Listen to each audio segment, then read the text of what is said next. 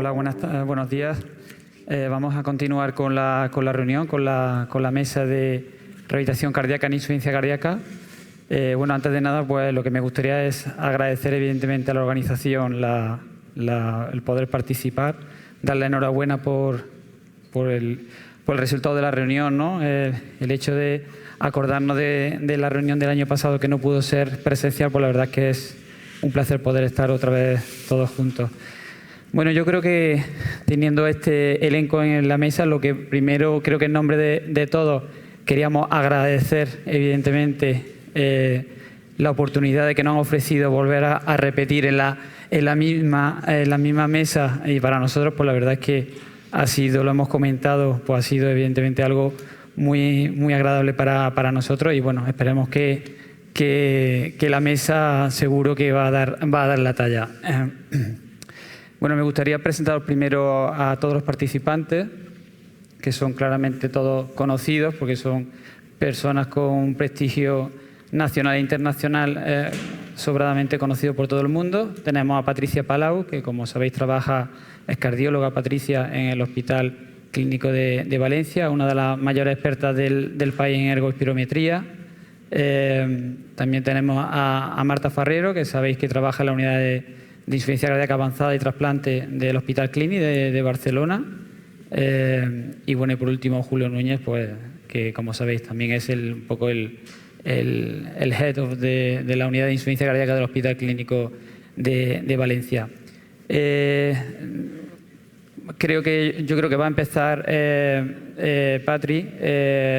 Patricia nos va a hablar pues de lo que más sabe, ¿no? Que realmente en una patología, como veis en la mesa anterior, fijaros cómo la prioridad desde la unidad de rehabilitación cardíaca es incluir a este perfil de paciente, ¿no? Que es el paciente con insuficiencia cardíaca, porque al final es el que parece que más beneficio tiene, porque es el que más riesgo tiene de eventos.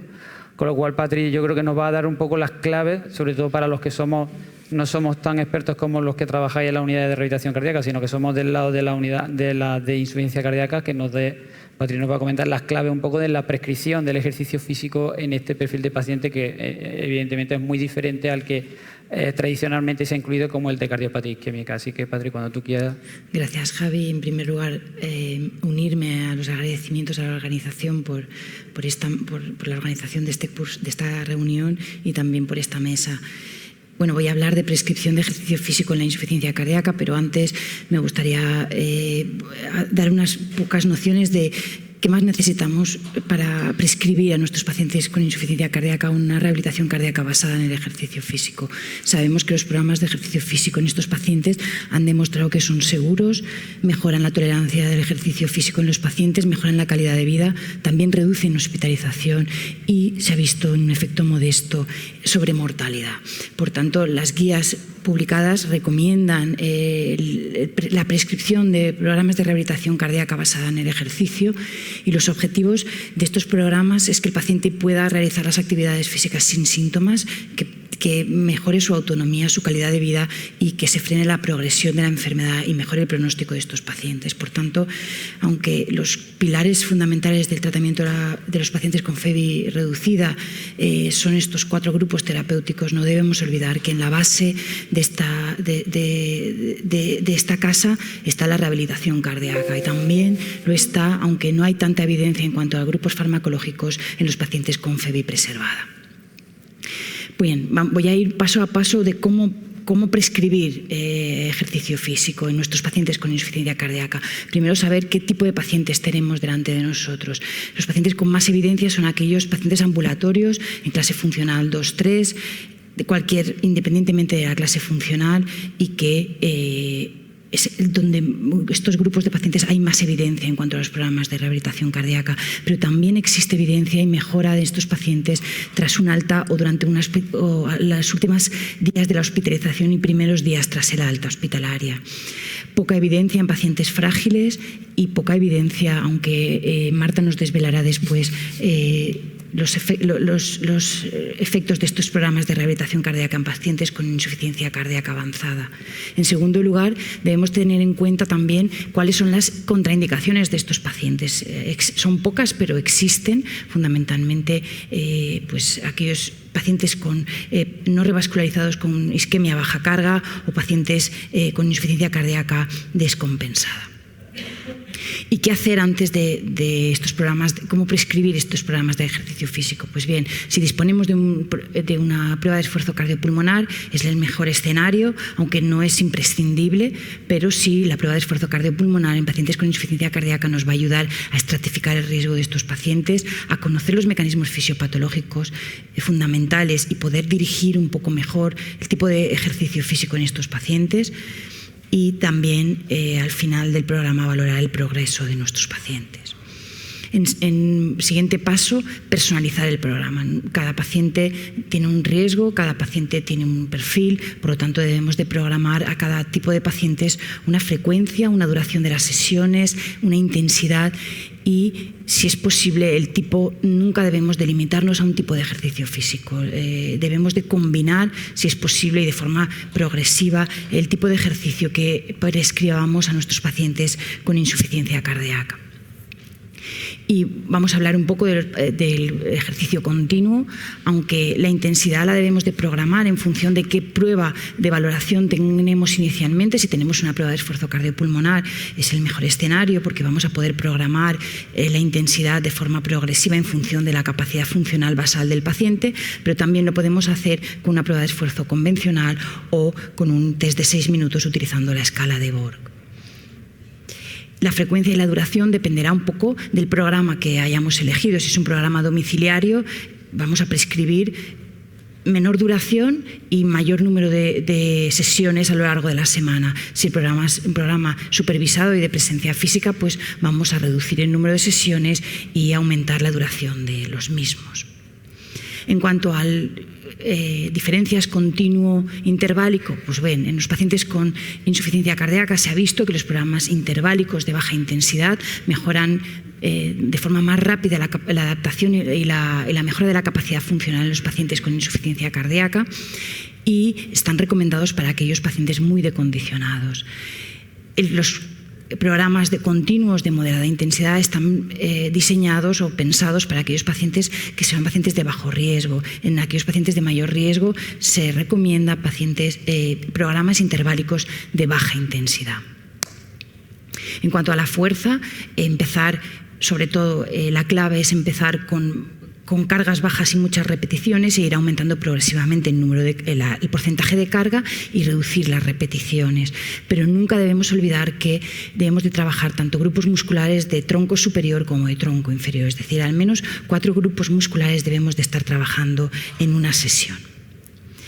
Y ya importante el entrenamiento de la musculatura inspiratoria, sobre todo en pacientes con insuficiencia cardíaca avanzada, con deterioro importante de su capacidad funcional. Se ha visto que el entrenamiento de la musculatura inspiratoria no solo mejora la capacidad funcional, sino mejora uno de los reflejos más activados en los pacientes con un deterioro funcional importante. Es el metabolorreflejo, es un reflejo que en pacientes con un decondicionamiento importante hace que estos pacientes tengan una percepción del ejercicio aumentada y tengan una fatiga precoz. Por lo tanto, el entrenamiento de la musculatura inspiratoria no solo es un entrenamiento de fuerza que mejora la capacidad respiratoria, sino que también es un ejercicio periférico.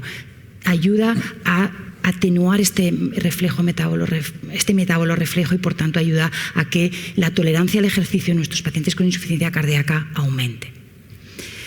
Por tanto, en la progresión del ejercicio hemos elegido 3 tipos de ejercicio, vamos a ir combinándolos, pero poco a poco vamos aumentando la intensidad y la duración de estos ejercicios y siempre hay que adaptarse a la situación del paciente y a las preferencias del paciente.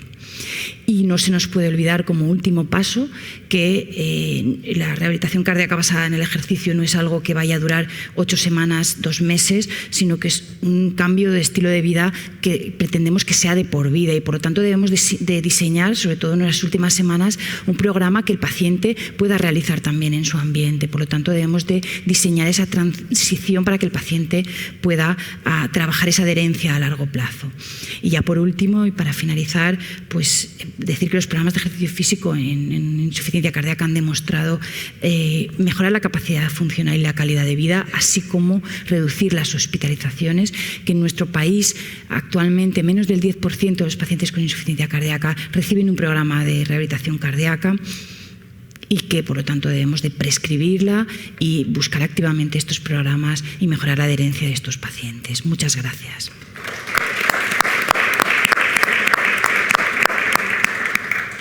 Muchas gracias, Patri. Como siempre, tan concisa y con la información exacta para lo que te pedíamos.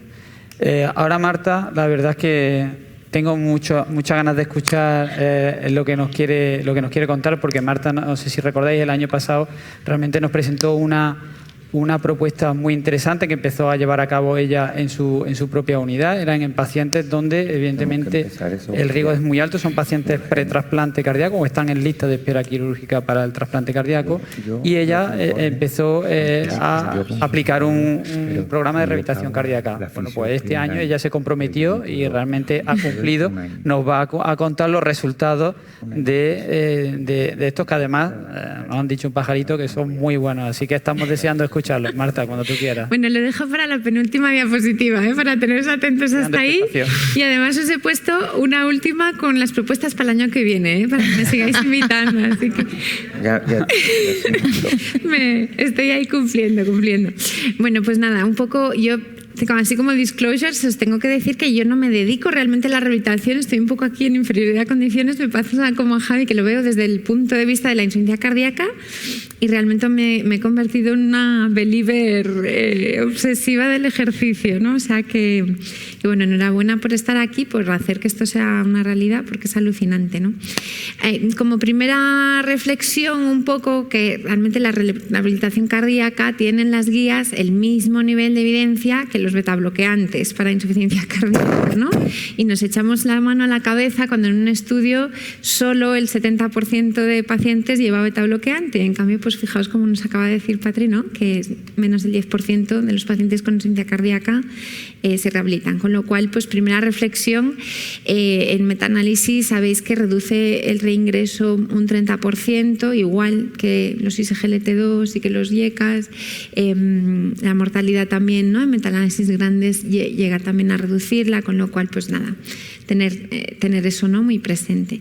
Y un poco focalizándonos en la parte de insuficiencia cardíaca avanzada, sí que es verdad que no hay tantísima evidencia, porque son grupos que sabéis que son muy complejos, ¿no? De incluir en este tipo de programas, pero sí que veis ahí un 2A de que se deberían empezar a considerar en aquellos que tengan una enfermedad más severa o grados de fragilidad o mucha comorbilidad. Y ahí quería hablar un pelín de la fragilidad en insuficiencia cardíaca, que es un tema que está como muy de moda y que a todos nos interesa. Realmente el hecho de ser frágil es 7 veces más frecuente, ¿no? Por igual comorbilidad y edad en los pacientes con insuficiencia cardíaca, o sea, hay una asociación gravísima, pero es muy difícil medirla, la fragilidad. Entonces yo os propondría quizás estas dos escalas. A mí probablemente el que me parece más extendido es el índice de Fried, que es algo muy sencillo, muy fácil de hacer en la consulta, porque básicamente se trata de preguntarle al paciente cómo se encuentra y que, como veréis ahora, pues tiene una repercusión pronóstica muy importante, ¿no? Preguntaremos pues, si ha perdido peso o si ha perdido apetito, si se fatiga, ¿no? Si ha dejado de hacer actividades porque ve que no, que ha reducido su capacidad de ejercicio, la debilidad que se mide ahí con el hand grip, la deambulación lenta, que sería pues, si tiene dificultad en caminar más de 100 metros o subir más un piso de escaleras, y en general si tiene una baja actividad física, pues preguntándole, por ejemplo, en la última semana cuántas veces ha salido a dar un paseo, o ponen ahí lavar el coche, no sé cuántos lavan el coche ellos mismos ya, no sé si sigue sirviendo esa pregunta, pero bueno. Entonces se puede definir como prefragilidad si tenemos 2 de estos 5 ítems negativos y más de 3, ¿no? Si ya son frágiles. Entonces, en insuficiencia cardíaca avanzada, el desacondicionamiento físico, la malnutrición y la ansiedad son extremadamente frecuentes, realmente son la norma en nuestros pacientes. En pacientes más añosos, que también pueden tener iccia avanzada, siempre hablamos de la iccia avanzada con el trasplante, pero es simplemente una insuficiencia cardíaca refractaria, aumenta con la edad y mucho más las mujeres. El riesgo de osteopenia y osteoporosis se asocia muchísimo a esta fragilidad y en pacientes especialmente pensando en el trasplante cardíaco es importante porque les vamos a dar cortisona a dosis altas, las fracturas patológicas son muy frecuentes. Y luego, como os digo, pues es un importante factor pronóstico. Y os quería enseñar algunos estudios. Este, por ejemplo, es de un grupo de Estados Unidos en el cual analizan 200 pacientes referidos para estudiar de trasplante o asistencia ventricular. Y fijaos cómo los que están en rojito, que son los frágiles, tienen el doble de mortalidad que el resto. Y esto fue especialmente marcado en aquellos que tenían un consumo de oxígeno menor a 10. O sea que realmente es una asociación brutal. Incluso en los que están peor, la fragilidad sigue siendo un marcador pronóstico muy importante. Estos son pacientes con asistencia ventricular. Es un metaanálisis, es difícil de ver, disculpadme, pero básicamente lo que dice es que los frágiles se extuban mucho más tarde, tienen muchos más días de ingreso y acaban falleciendo mucho más. Hand grip y pronóstico en asistencia ventricular, ¿no? Algo tan sencillo como la fuerza muscular, tanto en asistencia ventricular como en trasplante, es uno de los factores predictores más importantes de mortalidad. Y nosotros nos empeñamos en la hipertensión pulmonar y en las asistencias ventriculares y en cosas súper sofisticadas y a veces dejamos de lado algo que es mucho más, no es mucho más sencillo, pero probablemente mucho más importante y más abordable. Entonces la pregunta es, sabemos que la fragilidad tiene un impacto pronóstico, pero revirtiendo esa fragilidad nosotros somos capaces de cambiar el curso de la enfermedad. Y esto fue un poco lo que intentamos hacer. Aquí os pongo a nuestros pacientes en el gimnasio, que además veis la foto ahí de Rafa Nadal porque es un gran donador y el que nos ha permitido construir este gimnasio. Y bueno, los pacientes sonrientes y con permiso para dar la foto. Fijaos que son pacientes que estos están en lista de trasplante y ahí hay musculitos en el cuádriceps. O sea que ahí ya va el primer buen resultado. Entonces, lo que hemos hecho es incluir a todos los que entran en lista de espera de trasplante cardíaco colectivo. Evidentemente los urgentes pues están en asistencia ventricular, poco podemos hacer ya. Empezamos en 2017 con este par de años de bajón, como conocéis, pero bueno, en total hemos evaluado 54 pacientes, 7 de ellos no llegaron a entrar porque se trasplantaron muy rápido y no llegaron a entrar en el programa, con lo cual al final pues tenemos 47 pacientes incluidos, todos ellos como corresponde a una población que está esperando un trasplante, pues clase 3-4, 11 de ellos dependientes de inotropos en tratamiento con levosimendan, y 3 con asistencia ventricular de largo plazo como puente a trasplante. O sea, como veis, una corte de altísimo riesgo, ¿no? Lo que les hacemos al empezar es una ergospirometría, un test de 6 minutos, una serie de cuestionarios, ¿no?, de calidad de vida. Se evalúa el estado emocional y el estado nutricional y ahí pues vamos un poco con las 3 vías. El programa de ejercicio, que como comentabais intentamos hacer ejercicio interválico de fuerza y ejercicios respiratorios. Lo hacemos 1 hora al día durante 2 días a la semana durante 2 meses. Después ya entramos ahí un poco en conflicto porque el trasplante nunca se sabe cuándo va a llegar, entonces no puedes hacer 2 meses y trasplantarlo al día 2 meses más 1. Y como no tenemos espacio, que ese es otro de los problemas, ¿no?, ni recursos, pues a partir de ahí intentamos mantenerles con 1 día a la semana hasta el trasplante, que a veces tarda 1 año, ¿no?, en llegar. Se hace también intervención nutricional y una sesión semanal de mindfulness, que eso os diré que a algunos les encanta y a algunos lo odian, pero... Entonces, como resultados, nos han abandonado solamente 2, sobre todo porque son gente que viene de muy lejos, que a veces tienen que viajar 100 kilómetros para llegar y ahí tenemos dificultades. No hemos tenido eventos graves durante las sesiones, que yo creo que es algo muy importante. No hemos tenido un par de mareillos en personas que van a 9 de sistólica y que a la que se acaloran un poco pues tienen que parar. Solo hemos tenido uno que tuvo que abandonarlo porque empeoró la capacidad funcional, tiene una cardiopatía restrictiva con un ventrículo mínimo que a poco que taquicardizaba bajaba el gasto muchísimo y ella tuvo que salir.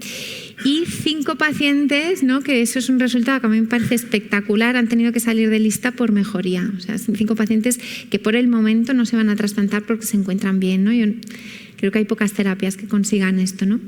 Se han trasplantado 36 personas, 33 cardíacos, bueno, 35 cardíacos, 2 de ellos eran retrasplantados, o sea, pacientes ya trasplantados con injerto que disfuncionó y que se incluyó en el programa, y un chico que fue un cardiopático, un congénito. Esto lo visteis ya el año pasado, pero os lo pongo porque me parece muy chulo ver cómo mejora el consumo de oxígeno. Fijaos, ¿no? Consumos basales de 10 que suben a 12, que ya entiendo que sigue siendo miserable, pero en esta población, ¿no? A mí me parece llamativo y muy interesante.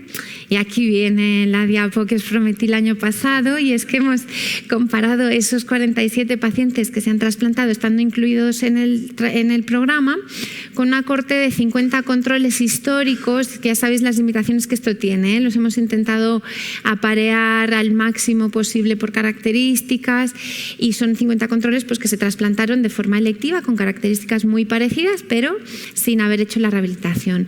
Todo lo que os pongo aquí es significativo, con P's claramente significativas, y fijaos, pues un descenso súper importante en los que están en el color turquesita, que es más bonito, son los de la rehabilitación, los azules los controles.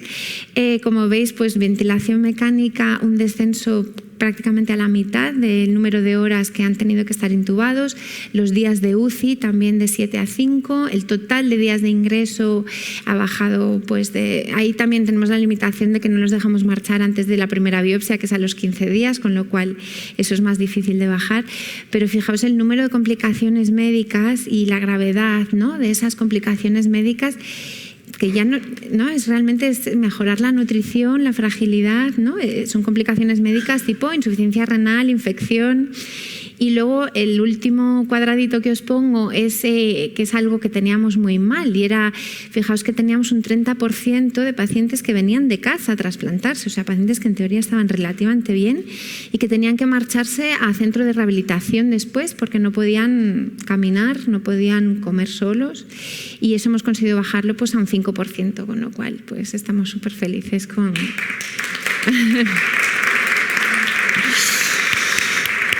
Sí, la verdad que es una maravilla, y además es que lo ves en el día a día, ¿no? Así que los siguientes pasos para el año que viene, vamos a intentar empezar con los candidatos a asistencia ventricular, que yo creo que van a tener unos resultados incluso mejores, porque en realidad la asistencia ventricular sí que la programas, con lo cual... hemos tenido un grupo parecido con estenosis aórtica que va a cirugía, o sea que yo creo que se va a poder hacer. Y después la rehabilitación post-trasplante, porque si no parece que no estás muy intenso primero, y después pues los pobres también van a necesitar, y vamos a intentar empezar a incluirlos también. Y luego os pongo ahí al conejito del dinero, porque realmente, y eso es algo que igual también podéis ayudar desde la asociación, ¿no? Y es que no hay financiación para esto. Yo no sé, en otras comunidades, en Cataluña, esto es un programa que no está financiado, y absolutamente todo lo tenemos que hacer a través de FISES y becas y sacando dinero debajo de las piedras y tiempo de fines de semana, ¿no? Entonces tenemos que ampliar esto evidentemente a un grupo de pacientes menos complejos, que es por donde en teoría se tiene que empezar, ¿no? Así que bueno, en conclusión, pues que la rehabilitación cardíaca tiene beneficios equivalentes a cualquier otro tratamiento con evidencia clase 1 en insuficiencia cardíaca, que la fragilidad es inmensamente prevalente y que tiene una importancia pronóstica fundamental en los pacientes con insuficiencia cardíaca, especialmente en los más graves, y que la rehabilitación cardíaca en este grupo es segura y que además nos permite revertir, ¿no?, un poco esos malos outcomes que tiene la fragilidad. Con lo cual que tenemos que buscar entre todos estrategias para extender su uso en insuficiencia cardíaca, porque como ya sabéis de este documento que publicasteis vosotros, pues menos del 6% de los pacientes incluidos en programas de rehabilitación son pacientes con insuficiencia cardíaca. Así que bueno, hay que hacer ahí un paso adelante. Gracias.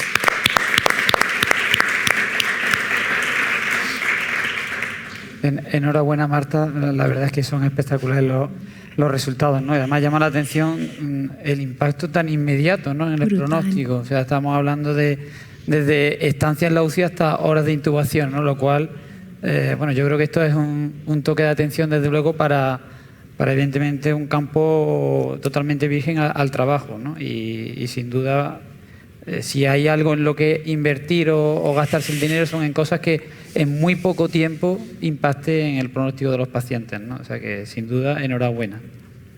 Bueno, pues pasamos, si queréis, a la ponencia de Julio, que además Julio va a hacer una ponencia, bajo mi punto de vista, difícil porque él nos va a hablar de la rehabilitación cardíaca, aunque parezca utópica, en la insuficiencia cardíaca preservada. Y yo creo que esto va a dar mucho que hablar, fundamentalmente por el perfil de este paciente. No es un paciente tan homogéneo como el de reducida, donde lo tenemos mucho más encasillado, mucho mejor tratado, y probablemente tengo muchas ganas de escuchar, Julio, lo que nos tienes que contar. Gracias Javi por la invitación, por la expectativa, por la presentación. Yo creo que uno de los el presente y probablemente el futuro de las unidades de rehabilitación pasa por ir y llegar a sinergias con las unidades de insuficiencia cardíaca. Yo creo que el futuro vuestro y el futuro de la rehabilitación está seguir creciendo en el paciente tradicionalmente incluido en programas de rehabilitación, obviamente, asentar, pero no olvidaros del paciente con insuficiencia cardíaca, que es el enfermo que va a hacer crecer este tipo de unidades. Y esto, desde luego, lo tengo claro, incluyendo el amplio espectro de pacientes, ¿no? Desde el paciente muy avanzado, ya con disfunción sistólica, en fases ya de pretrasplante cardíaco, hasta el paciente con insuficiencia cardíaca y fracción de eyección preservada, que es lo que yo vengo de alguna manera, a contaros aquí, ¿no? En qué se basan esta suposición, ¿no? Bueno, la historia de la FEBI preservada es un síndrome fallido. Esto no tendría ni que ser nombrado de esta manera. Este es el resultado de nuestra incapacidad realmente de saber qué le pasa a mi paciente. Imaginaros una definición que se basa de un síndrome que se basa en lo que yo tengo bien. Tiene usted la fracción de eyección preservada. La siguiente pregunta de alguien que sepa sería: ¿y entonces qué problema tengo, doctor? Pues bueno, tradicionalmente siempre se ha dicho que esto es un problema diastólico del ventrículo izquierdo, y obviamente esto existe, ¿no? Esto realmente explica en numerosos pacientes la severidad de la enfermedad, pero en muchos otros no. Entonces, lo que más o menos, lo que hoy en día se baraja es que esto es un síndrome fisiopatológicamente muy heterogéneo, donde además de esa disfunción diastólica que nos han vendido durante muchos años, pues confluyen o se solapan pues la disfunción microvascular, la incompetencia cronotrópica, las disfunciones periféricas, musculares, las comorbilidades, la diabetes, la enfermedad renal crónica, la obesidad, la ancianidad, pacientes que con métodos más exquisitos para evaluar la contractilidad estamos realmente objetivando disfunción sistólica, o en reposo o incluso con el ejercicio, pacientes donde lo que predomina es la hipertensión pulmonar y la disfunción derecha y ya ha tomado el curso de la enfermedad, pacientes donde predomina la inflamación o incluso el desacoplamiento arterioventricular, o miocardiopatías específicas como la amiloidosis, que todos probablemente ya estáis escuchando, pero hay muchas más, ¿no? Miocardiopatías de todo tipo, ¿no? Así pues, esto es un síndrome heterogéneo donde es muy difícil que algo funcione, porque fijaros, si algo funciona, si yo tengo un fármaco o cualquier estrategia terapéutica que funcione ante 15, 20 enfermedades que probablemente confluyen aquí, esto es maravilloso, esto es para tomarlo todos aquí. Desgraciadamente, desgraciadamente, los cardiólogos siempre hemos considerado a este paciente con insuficiencia cardíaca como el hijo pródigo, pues el bastardo. A mí me interesa la disfunción sistólica, ignorando primero que este paciente pues tiene un pronóstico malo, igual que el paciente con disfunción sistólica, y que este paciente también se puede hacer mucho por él, ¿no? Pero tradicionalmente el cardiólogo ha dicho pues que lo vean otros, y los cardiólogos nos hemos dedicado a ser técnicos, y cuando tú te dedicas a ser técnico y pierdes el paciente, pierdes cualquier capacidad de influencia y de crecimiento. Si nosotros queremos seguir perdiendo y haciendo los servicios más pequeñitos, hagamos esto. El paciente más avanzado, con mayor problema cardiológico, digamos, no, eso que lo vea el internista, ese que lo vea el geriatra. Yo quiero paciente guapo y bien peinado. Entonces, si seguimos con esta actitud, pues probablemente lo que nos van a sustituir en 10, 15 años técnicos que lo harán mucho más barato que un profesional especialista en cardiología. Para hacer una eco no se necesita un cardiólogo, os lo recuerdo. Y entonces seguimos con lo mismo, ¿no? ¿Qué es lo que pasa en este síndrome, ¿no? Esto no se le puede llamar una enfermedad, estos son múltiples enfermedades. Pues lo que vemos repetidamente en los ensayos clínicos, esto es el estudio Paragon, pues interacciones llamativas, grupos de pacientes que no sabemos por qué razón fisiopatológica se benefician y otros no. Esto es el problema de que estamos abordando algo que no existe. Insuficiencia cardíaca con FEBI preservada. ¿Qué es esto? Pues bueno, hay unos que mejoran, otros no, y esto es falta de medicina de precisión.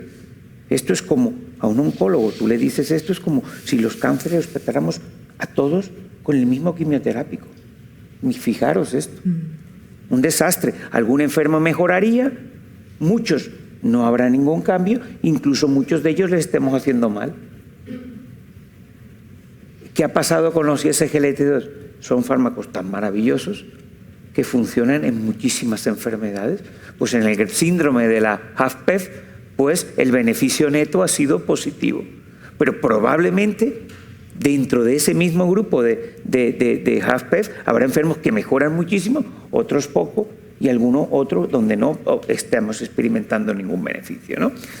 Y pasamos ya a entrar en lo que me toca, ¿no? Que es el ejercicio, la rehabilitación. Aquí en FEBI preservada, en el gran global de pacientes, lo que predomina en muchos casos es la ancianidad, la comorbilidad y la obesidad. Y sabemos que la obesidad empeora el pronóstico. La obesidad no es solamente un espectador inocente. Sabemos que el tejido graso es un órgano endocrino que promueve la inflamación, aumenta la actividad de neprilicina y hace que esos pacientes tengan insuficiencia cardíaca, disfunción cardíaca con valores más bajos de péptidos natriuréticos, que incluso le decimos a la señora, oiga, usted que la vea el neumólogo, usted no tiene insuficiencia cardíaca, la mujer tiene insuficiencia cardíaca. Paper muy reciente de Verbrugge muestra que el paciente obeso con HFpEF, ese paciente con péptidos natriuréticos normales, esto existe. Cuidado, y yo absolutamente soy el primer escéptico cuando veo esto, pero ojo, la obesidad un problema, ¿no? Y sabemos, ¿no?, que cualquier estrategia terapéutica discutida, ¿no?, la adherencia, el problema de la adherencia, ¿no?, a largo plazo, y el ejercicio, es que la dieta y el ejercicio mejoran la capacidad funcional en estos pacientes. Fijaros, la combinación de dieta y ejercicio, ensayo clínico de Kitzman en JAMA, mejoró el consumo 2.5. Fijaros que estamos hablando de 90 enfermos por rama, 45 enfermos por brazo terapéutico, muy poquito. Y en una condición, un escenario muy controlado. FEBI preservada, Todos sabemos los beneficios del ejercicio. Esto prácticamente, el ejercicio físico, yo creo que esto tiene beneficios sobre la salud en cualquier patología, ¿no? Pero específicamente en insuficiencia cardíaca sabemos que tenemos los programas de ejercicio convencionales, ¿no? Aeróbico continuo, aeróbico interválico, ejercicios de fuerza, y los no convencionales, como ya mostró la doctora Palau, que luego haremos un breve relato, que es el entrenamiento de la musculatoria inspiratoria y la electroestimulación muscular funcional, ¿no? Bueno, vamos a ver, ¿qué efectos tiene el ejercicio sobre pacientes, sobre la hemodinámica de pacientes con insuficiencia cardíaca y FEBI preservada? Fijaros, este es un trabajo muy reciente de un grupo norteamericano donde muestra que miden presión capilar pulmonar y presiones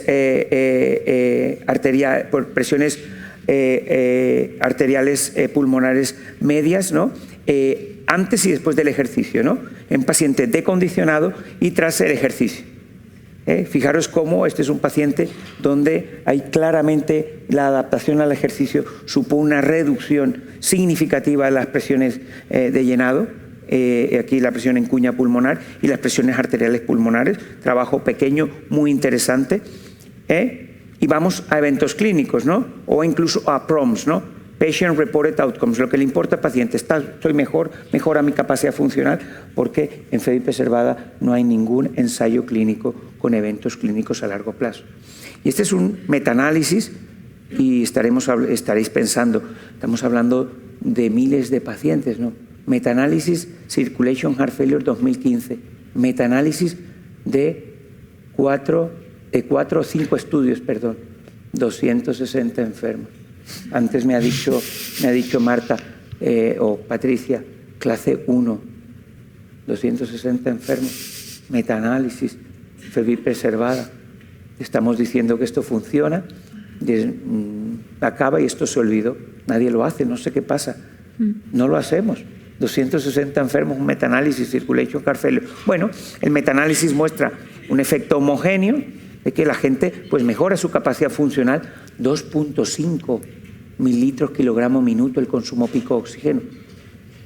Los que nos dedicamos a insuficiencia cardíaca sabemos que lo que conseguimos con una terapia farmacológica o incluso con un CRT, 1,5, respondedor al CRT, a la terapia de resincronización, 1 punto. Y estamos felices. Qué bien está mi paciente. Si un paciente aumenta 2.5 el consumo, ese paciente le has cambiado dramáticamente su vida.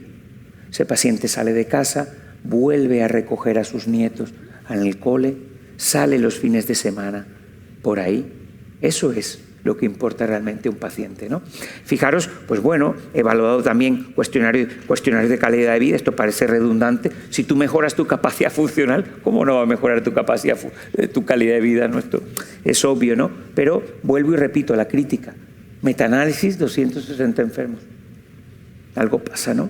El gran problema es que no nos lo creemos ni muchos de nosotros, ¿no? Cuando te dicen, bueno, esta señora, 80 años, incontinencia urinaria, que lleva 5 meses, 3 meses que no sale de casa, que haga un programa de rehabilitación. Muchos de nosotros somos escépticos y esto es lo que realmente hay que trabajar en ello, ¿no? Y convencer a los gestores de que esto es posible, ¿no? Es difícil, hay que adaptar los programas a este tipo de pacientes, pero es posible, ¿no? Fijaros, Patricia antes decía, bueno, ¿y con qué modalidad empezamos? Porque esto pues no está claro. Pues inicialmente un programa de intensidad pues mucho más discreta, ¿no? Mucho más ligera, pero bueno, incluso fijaros, ensayo clínico, 160 enfermos, donde se compara en FEBI preservada,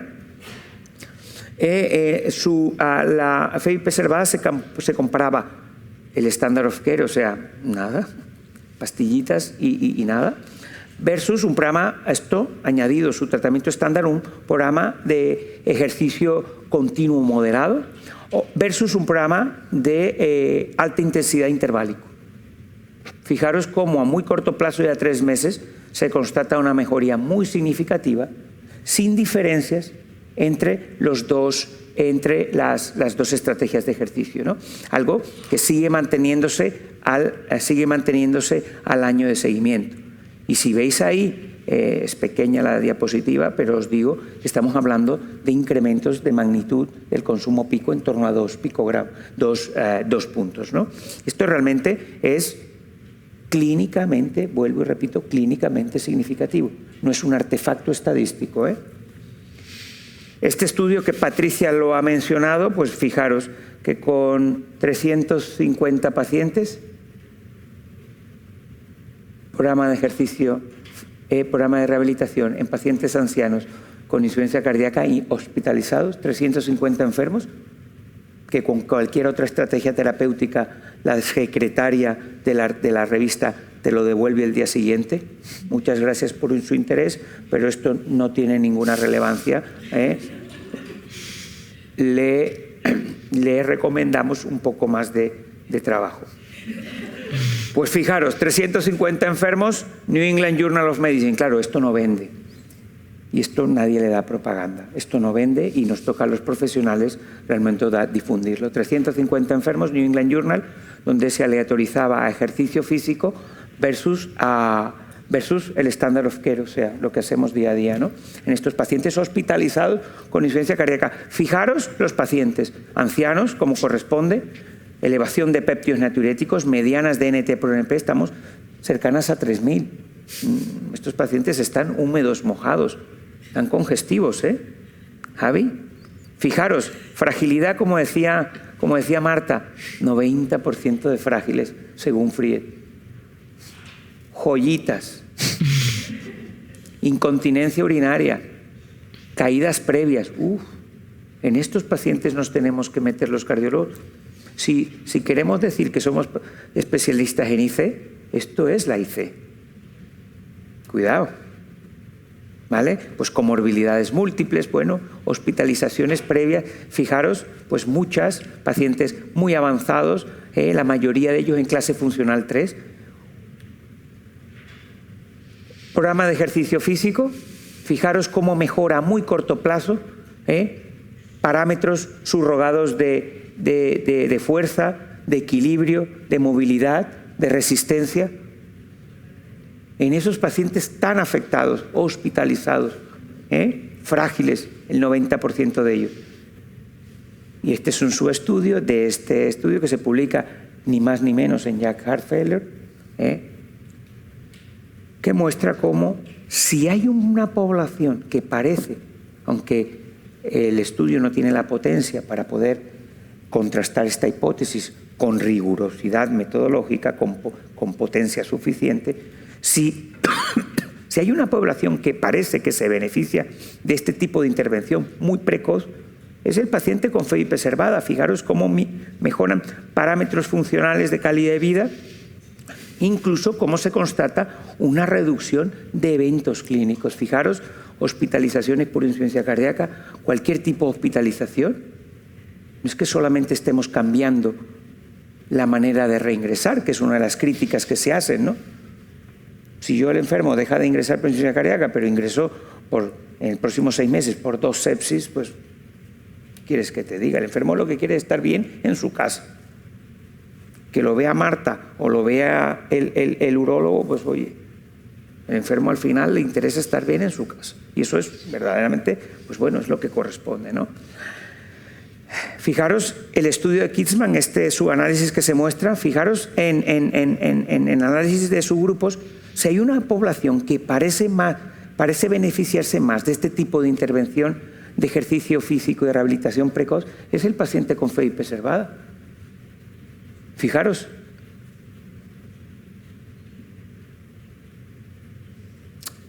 ¿Qué modalidad de ejercicio físico empezar con eso? Bueno, primero convencernos de que esto es un nicho de población donde hay que actuar.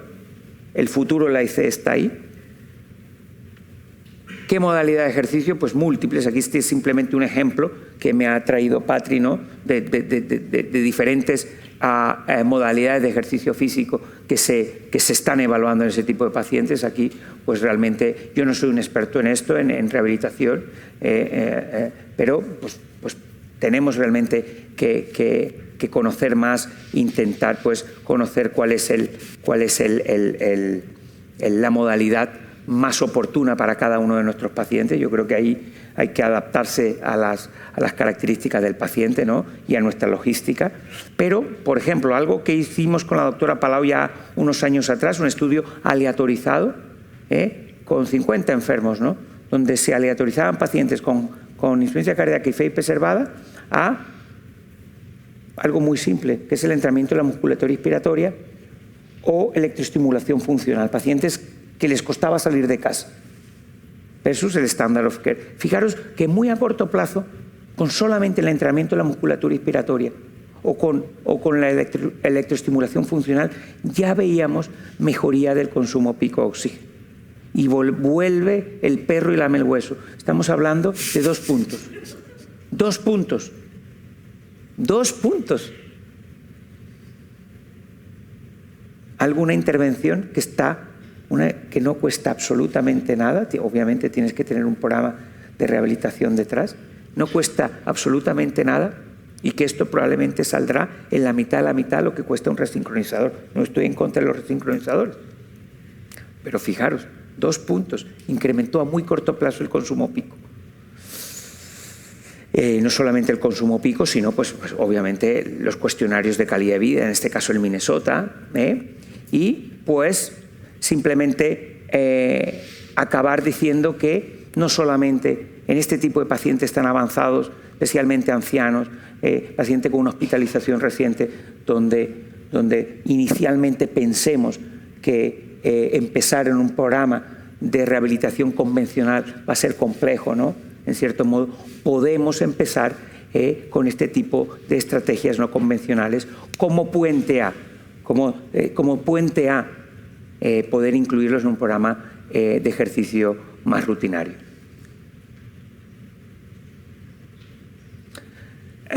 Preguntas por resolver. Desde luego, la evidencia parece clara, ¿no? Lo que es la plausibilidad biológica parece clara, ¿no? Sin embargo, pues parece todo muy claro, pero seguimos teniendo muy poquitos ensayos, los ensayos que hay son pequeños y desde luego queda por resolver cuáles son las modalidades de ejercicio más óptimas para prescribir en esta población. Gracias.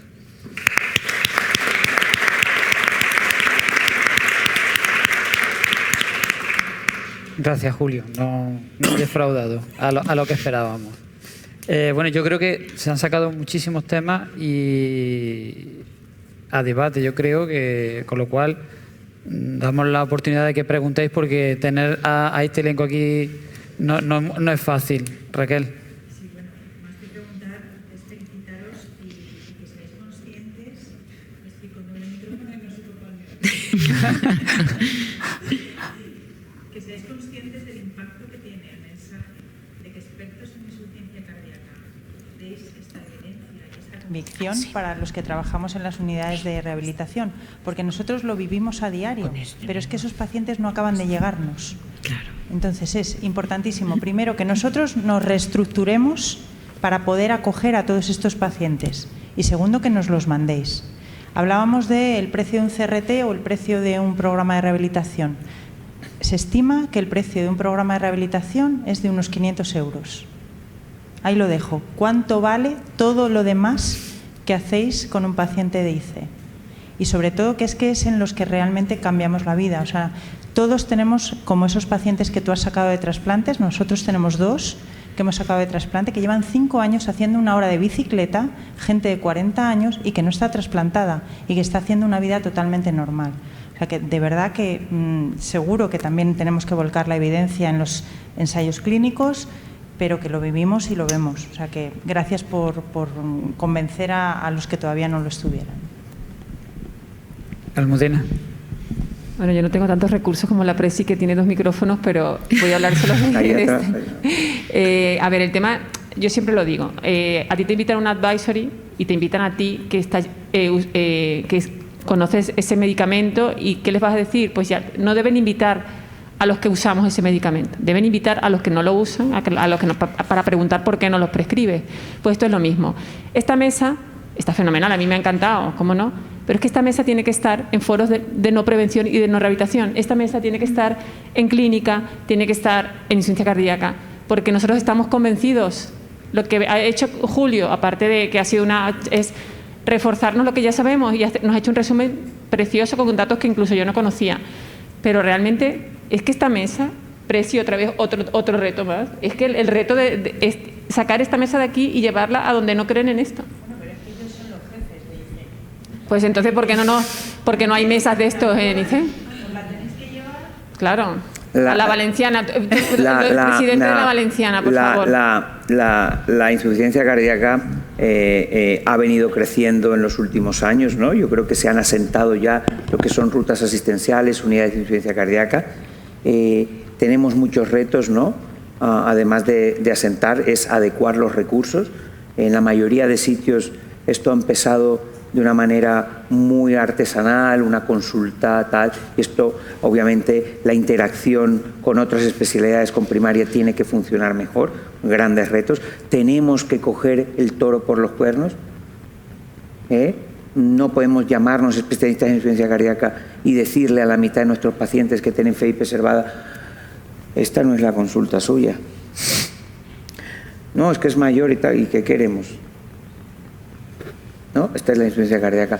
Segundo, tercero, tenemos que unirnos con las unidades de rehabilitación cardíaca. Yo creo que es una sinergia absolutamente estratégica, que pienso yo. Yo creo que juntos vamos a ser mucho más fuerza y poder gestionar, poder conseguir ante los gestores, los jefes de servicio, incluso las direcciones de hospital, poder tener un programa que nos refuerce a ambos.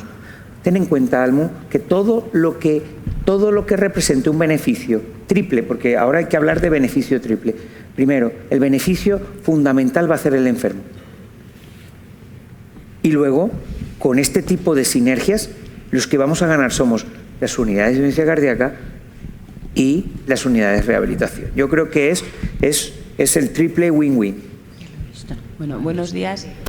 Yo soy del Hospital Ramón y Cajal y nosotros, bueno, la realidad es que esto es nuestra realidad y más que una pregunta, es una reflexión o compartir un poco nuestra experiencia, ¿no?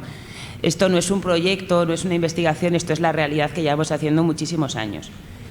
Ahora pues hemos incorporado una nueva forma de funcionamiento que yo creo que está funcionando muy bien, que es lo que acabas de decir, la sinergia con la unidad, pero no es una sinergia teórica, sino que nos reunimos, tenemos un día que nos reunimos, que discutimos los casos, que hablamos de qué pacientes vienen y están viniendo muchos pacientes directamente, tenemos un protocolo, unos criterios de derivación y esa es la forma, yo creo, de que esto que no es una teoría, sino que es una realidad, que lo llevemos a cabo en los hospitales. O sea, que no tiene que haber nadie que te diga lo que tienes que hacer. Tú en tu equipo, con tu gente, tienes que crear un protocolo de derivación, decir qué día de la semana te reúnes, a qué hora y qué día discutes los casos, porque las cosas se hacen en un momento y en un lugar determinado y protocolizándolo adecuadamente.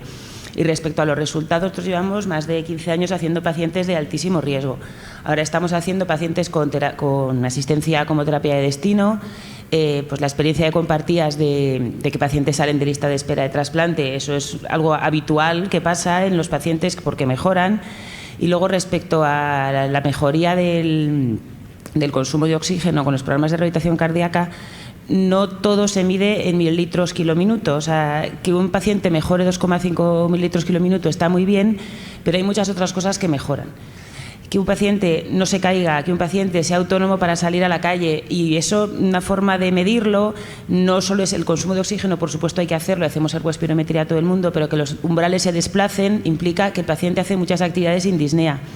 Implica que se puede ir a comprar el pan sin que nadie le acompañe, o sea, realmente cambia absolutamente la vida de los pacientes. Y por último, respecto a la fracción de eyección preservada, estoy de acuerdo con vosotros en que la fracción de eyección preservada es un cajón desastre donde hay muchas cosas. Pero bueno, si hay dos cosas que son fundamentales en el síndrome de insuficiencia cardíaca con fracción de eyección preservada, es el desacondicionamiento físico y la obesidad. Y esas dos entidades mejoran absolutamente con entrenamiento físico. Es muy importante el entrenamiento de musculatura respiratoria, del trabajo con incentivadores y darles un poco de chance a estos pacientes que están muy abandonados, como decíais. Y respecto a qué tipo de entrenamiento es el que tienen que hacer, incrementar la actividad física de cualquier manera. Hay pacientes que no puedes hacer más que interválico de muy baja intensidad, muy poquitos ciclos, porque se fatigan mucho si tienen mucho desacondicionamiento físico. Hay pacientes que no tienen nada de masa muscular cuando empiezan. A veces hay que empezar con electroestimuladores, a veces pueden hacer una sesión más larga y hacer un ratito de interválico, un ratito de continuo. Nunca se va a poder demostrar que sea mejor uno que otro, porque cada paciente en cada momento necesita un poco de cada tipo de entrenamiento. Entonces, un poco la reflexión. Bueno, pues hay más grupos, por supuesto, que hacen un montón de insuficiencia cardíaca, pero yo creo que en España nosotros sí que tenemos una experiencia de muchos años y yo creo que no se puede recomendar un tipo de entrenamiento, un tipo de terapia en cada uno. Mucha actividad, cuanto más tiempo de actividad mejor, cuanto más ejercicio mejor, pero bueno, Mónica, que es nuestra fisio y lo ve todos los días, no se puede protocolizar de hay que hacer 30 minutos a tantos latidos por minuto a tanto porcentaje, porque unos pueden y otros no, y unos pueden más y otros menos, y unos pueden la primera sesión y otros a la séptima y otros al mes y medio. O sea que, bueno, Sí, pues simplemente era sí. compartir un poco nuestra experiencia con vosotros y darnos nuestra Yo creo que idea. absolutamente, yo creo que aquí estamos de acuerdo con lo que has suscrito. Yo, vamos, nada que... Sin duda, la experiencia vuestra tiene que ser, evidentemente, punto de partida para que muchos, es verdad que en muchos otros centros que sí la estamos haciendo, pero yo creo que mayoritariamente en nuestro país, pues desgraciadamente la insuficiencia cardíaca no tiene presencia, pues que sea así. Creo que estaba Antonia esperando Sí. para... Bueno, yo en primer lugar quería daros la enhorabuena porque me ha parecido una mesa fantástica, porque hay que remover cimientos, hay que innovar e incorporar a pacientes que por un lado están un poco olvidados, unos por los dos extremos, los que se van a trasplantar o los que van a plantearse implantar una asistencia de larga durada y los que tienen una FEBI preservada. Yo lo que veo es que me ha parecido muy interesante la ponencia que has hecho, la exposición que has hecho, Julio, sobre la fracción de eyección preservada.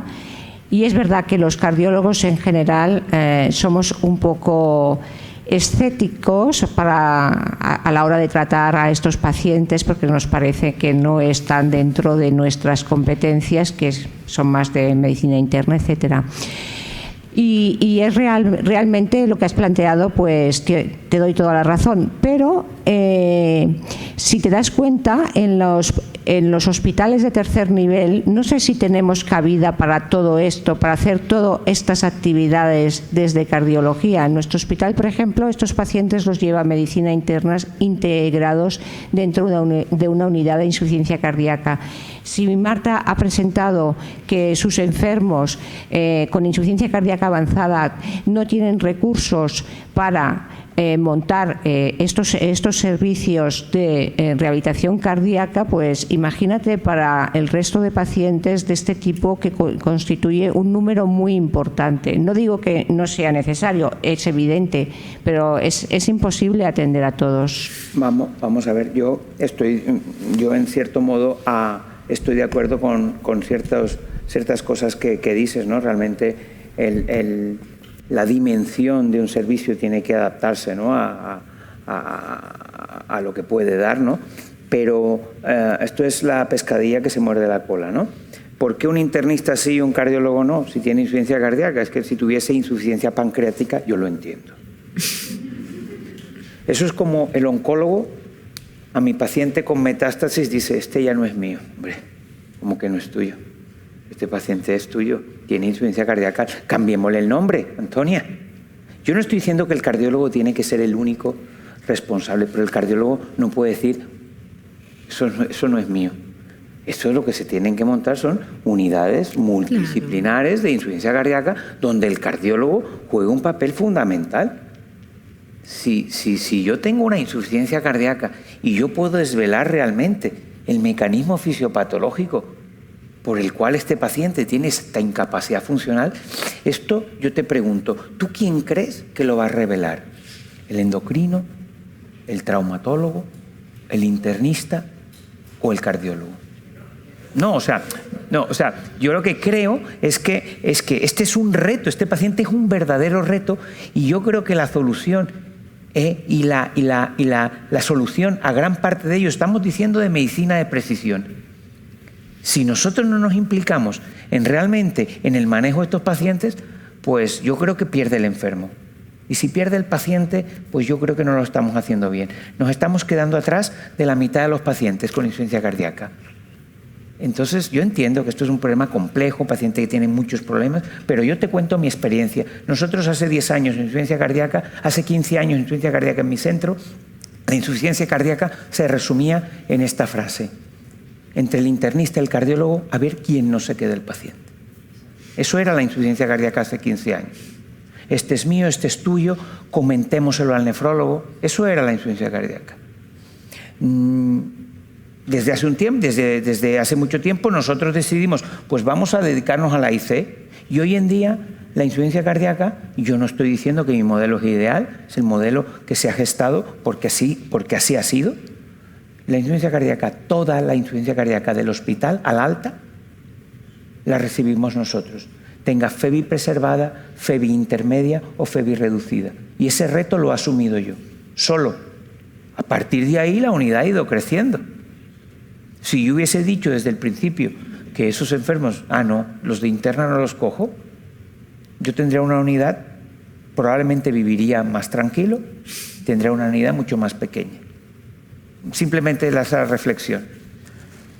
Bueno, iba un poco por ahí. Mi reflexión era en relación a una cosa que has comentado tú, Antonia. Bueno, en primer lugar, felicitaros a los tres por las ponencias, pero sobre todo por las conclusiones que hemos sacado de esto.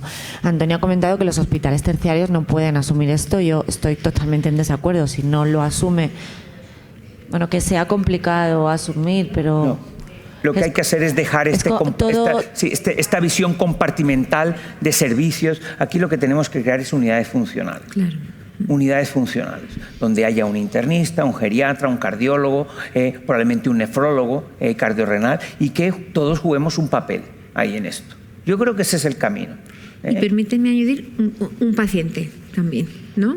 Para ver su perspectiva, porque tienen que estar en los organismos de gestión. Claro, absolutamente, también, ¿no? sí. Pues eso, que si no son los hospitales terciarios que son los que más estamos todos mal, y en todos los sitios falta gente y en todos los sitios falta tiempo, pero yo creo que los hospitales que no son terciarios todavía están peor. Si en los terciarios esto no se incentiva y no se potencia, pues vamos mal. ¿Cómo lo hemos hecho nosotros? Pues un poco como la línea de Julio, quizá porque somos valencianos y estamos bajo el mismo espíritu, pero ha sido así. Ha sido con el equipo de clínica, hacíamos solo rehabilitación cardíaca en cardiopatía isquémica, y uno de nosotros, pues es Juan Quiles, pero podría haber sido cualquiera, ha decidido pues los miércoles ir más rápido de lo normal y sacar 2 horas de su tiempo para bajarse abajo y con lo que tiene hacer un programa de rehabilitación cardíaca en insuficiencia cardíaca. Empezó hace 1 año y cada vez tiene más cosas. Pues ahora ya tiene una enfermera que se baja con él. Antes bajaba solo. Ahora ya tiene una agenda. Ahora ya le han dejado ciertas máquinas en el programa de rehabilitación. Empezamos así. ¿Es perfecto? No. Como no es perfecto, dijo él que no lo arrancaba. No, lo arrancó con lo que tenía, adecuado a lo que teníamos, que era pues la rehabilitación cardíaca en cardiopatía isquémica. Así cada vez hemos ido consiguiendo más cosas y esperamos que esto mejore, que se pueda dedicar más tiempo, que podamos tener más logística, tanto de recursos humanos como materiales, que también hacen falta materiales y humanos, eso está claro, pero ha sido a costa de un esfuerzo que hemos hecho todo el equipo y de una persona que los miércoles va de culo. Y si él es así, es el resumen. Entonces, es lo que ha dicho Julio: si la insuficiencia cardíaca no es nuestra, que la vea el internista. Si la insuficiencia, porque yo no puedo, porque bastante hago ya, pues no. Entonces, hay falta un... Estoy totalmente de acuerdo con Antonia y hago rehabilitación. La rehabilitación cardíaca presencial yo creo que está para los pacientes de Marta, sin duda, porque Antonia Sambola tiene toda la razón. La preservada hay que hacerle rehabilitación cardíaca, sí, pero no como se le hace a los pacientes de Marta. No, pero eso lo hacemos, claro, lo hacemos presencial. No, o sea, presencial a la reducida, a los pacientes de Marta, a las asistencias. No, bajamos, o sea, estamos presencialmente a costa de tu tiempo. Pero la preservada, ¿qué es lo que dice Antonia? Antonia dice que no se puede asumir la preservada en rehabilitación por volumen, por volumen. Bueno, yo creo que lo que está claro, yo creo que prácticamente todos estamos de acuerdo, es que evidentemente el primer paso en todo esto es decidir en la unidad de rehabilitación cardíaca y en la de insuficiencia cardíaca que evidentemente hay que cambiar el modelo, por lo menos el convencional, en el cual evidentemente copa en la cardiopatía isquémica la mayoría del tiempo de las unidades. Luego, dentro de la insuficiencia cardíaca hay que incorporarla. Yo creo que evidentemente habrá que priorizar, ¿no? Yo creo que hay que priorizar dentro de la insuficiencia cardíaca qué pacientes evidentemente se van a tener que hacer en el hospital porque los recursos son muy limitados, evidentemente mostrar el beneficio. Y sin duda yo creo que la preservada, esto ya es el mayor, o sea, la complejidad al cuadrado, en la cual evidentemente yo también estoy de acuerdo, esta es mi opinión, es que solo no lo podemos hacer. Es decir, esto es inabordable ni en terceros, ni en comarcales, ni en nada. Es decir, esto tenemos que buscar alianzas con internistas, con geriatras, con atención primaria, porque al final la preservada no es tratar la insuficiencia cardíaca, es tratar lo que hemos hablado, es tratar la obesidad, es tratar la fragilidad, es tratar la movilidad de estos pacientes, que es realmente lo que mejora. No, la preservada, el problema es que no tenemos como en la reducida, que tenemos al paciente bien tratado con fármacos y aparte le hacemos la rehabilitación, con lo cual el paciente va a estar fenomenal. No, la preservada es una mujer, como ha dicho Julio, de 83 años que tiene 200 comorbilidades, que la mujer no pesa 100 kilos y no se mueve desde hace 5 años. Entonces, esto no es un modelo de... Esta mujer no se le puede aplicar la rehabilitación cardíaca al modelo que creemos, ¿no? Entonces yo creo que en este sentido lo que se habla es la prioridad, ¿no? Yo creo que en estos pacientes con FEBI preservada no podemos pretender que haya un programa supervisado para todos los enfermos, es imposible. Habrá que seleccionar qué tipos de pacientes necesitan un programa supervisado, pero es que no debemos de olvidar y no podemos, todos nuestros pacientes con insuficiencia cardíaca no son pacientes sí lo son pacientes de alto riesgo, pero los programas domiciliarios de entrenamiento de la musculatura inspiratoria, de electroestimulación muscular funcional, son programas seguros que el paciente puede hacer en su domicilio y que no necesitamos una supervisión. Por tanto, deberemos de intentar abarcar a más población con estos tipos de programas domiciliarios que incluyan a más gente. Y también, por supuesto, importantísimo, implicar a la primaria y que los pacientes puedan también realizar programas en los propios centros de salud.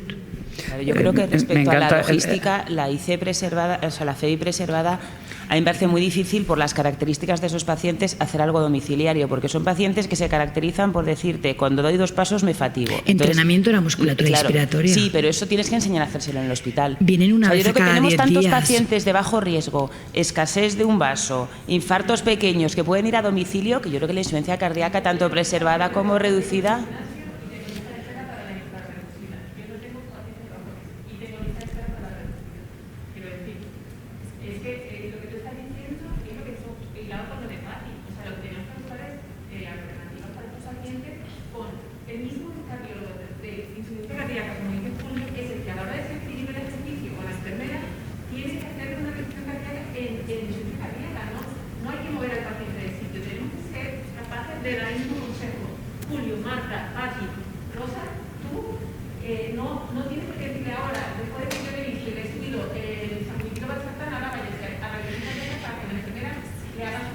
Yo no veo a los pacientes a los que se les... Aquí os estáis olvidando, perdón, soy fisio y aquí os olvidáis del papel de fisioterapeuta. No, o sea, es que ahí va a intervenir yo ahora. No, pero que os voy a decir una cosa. En las unidades de insuficiencia cardíaca están los cardiólogos y los enfermeros y las enfermeras, que está muy bien, pero me parece súper importante la unión con rehabilitación cardíaca, porque enseñarle a soplar no es enseñar a soplar. Yo no veo a los pacientes. Mis pacientes con EMI yo no los veo. Yo simplemente, la fisioterapeuta se encarga de medir la presión, de enseñar el entrenamiento de la respiración diafragmática y programar el ejercicio. Y yo los veo a las 12 semanas cuando acaban. Estoy totalmente de acuerdo contigo, Patricia, que se pueden hacer cosas en domicilio y es importante que se empiecen a hacer. Pero está claro que lo que hay que sacar, y lo hemos dicho siempre, del hospital es el bajo riesgo y quedarnos con el alto riesgo. Y a mí como fisio, los pacientes con FEBI preservada con tanta comorbilidad son difíciles de entrenar, no son fáciles de entrenar, porque el paciente tiene un montón de autoexcusas, me fatigo a la mínima, patologías añadidas de movilidad, etcétera. O sea, que es un paciente que por lo menos hay que guiar en cómo hacerlo y sacarle de ese círculo en el que se encuentra. Bueno.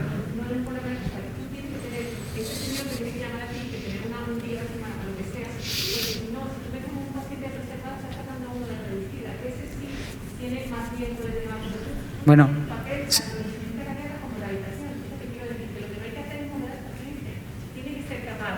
Es imposible. Es que si estamos diciendo lo mismo. Pero el paciente tiene que ir a que el fisio le enseñe, le programe y demás. Eso lo va a hacer Julio en su consulta. Pero no lo vamos a hacer. O sea, que claro que le va a mover a la consulta de enfrente que está en rehabilitación cardíaca. Pues eso sí le va a mover, en eso hablamos. Pero que dice no mover al paciente. Ya, pero le vas a mover, no le va a ver solo una persona y le va a hacer absolutamente. Mónica tiene que ser fisio, como mis enfermeras y fisio, me insuficiencia cardíaca y de rehabilitación.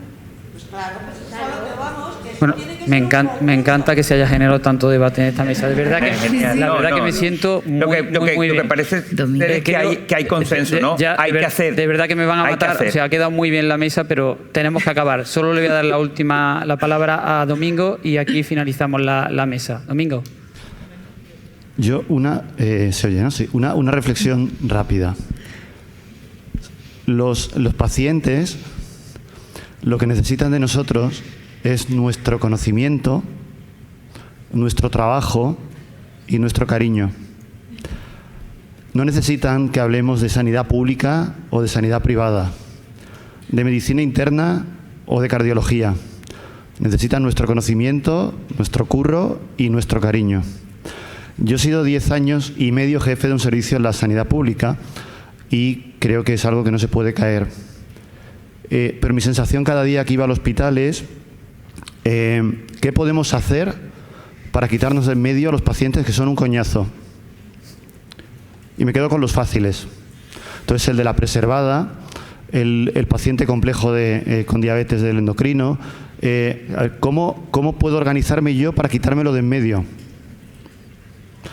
Y claro, seguimos todavía pensando como hace 125 millones de años en el riñón, en el corazón, en el pulmón y no en el paciente que nos importa un pimiento. Todo el tiempo pensando lo mismo.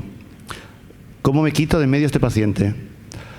¿Cuántos actos estamos haciendo cada día en los hospitales? ¿Cuántos en los que no aportamos absolutamente nada? Y justo este paciente malo, que necesita todo nuestro trabajo y nuestra coordinación generosa, por encima de catedráticos, egos y cosas de este tipo, estos están, pues a ver cómo no lo quitamos del medio, dando vueltas al endocrino, al fisio, al cardiólogo, al internista, al otro, a la urgencia. Entonces yo creo que entre todos tenemos que tener un poco una visión un poco más allá de nuestro ombligo, de la pública, de la privada, de interna, de cardio y pensar en las personas que atendemos, que es para lo que estamos aquí. Muchísimas gracias, Domingo. Muchísimas gracias a todos y pasamos a la siguiente mesa.